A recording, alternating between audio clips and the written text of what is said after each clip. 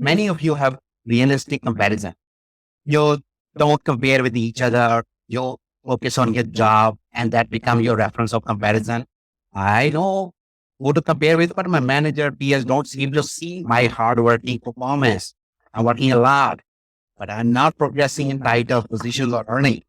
This question will keep coming, but how do we handle it? My angle is very simple. Your best version is limited by your philosophy of work or performance, not by your job.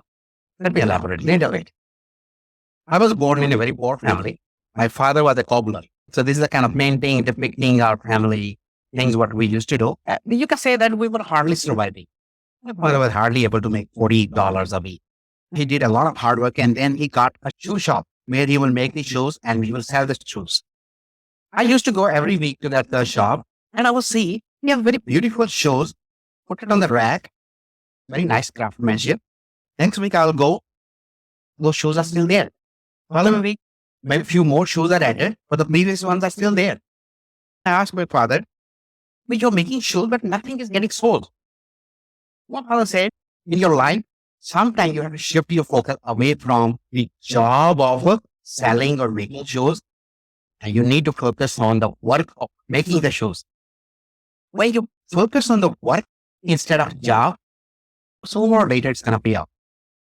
When I used to go with him and I realized that reason why he wasn't able to sell any shoes, and for months and months, the distributor said, sir, the shoe you make doesn't break for 10 years. We cannot sell this shoe because we want to sell the shoe. People can buy it, the 6 months is broken, and they come back and buy it again. How are we going to sell this shoe one time and that guy is never going to come back? The shoe I'm wearing for 10 years. My father made it. Imagine that when you had that kind of work and when you're so sincere for the work, not for the job. Even his job was a show making seller, right? But his work was actually creating shows. 10 years not broken.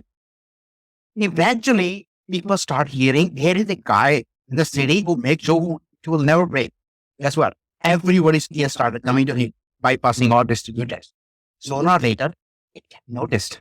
That's the standard of the work. It didn't focus on the job of being a shop owner, but the work of creating a masterpiece, which everybody would want. And that is my inspiration that how we should focus on work. And I focused on exactly the same way. I don't focus on the job or training manager. I focus on what's the quality of work. And that's what I keep holding you accountable. Give me quality, give me better, perform better. I don't ask you to do the jobs. I ask you to perform. Be sincere to your work. When you're sincere to your work, the mind-blowing things can happen.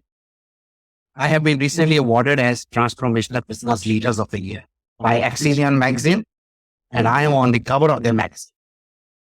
Not because I'm training manager, not because I focus on the job, because I focus on the work of learning and performance.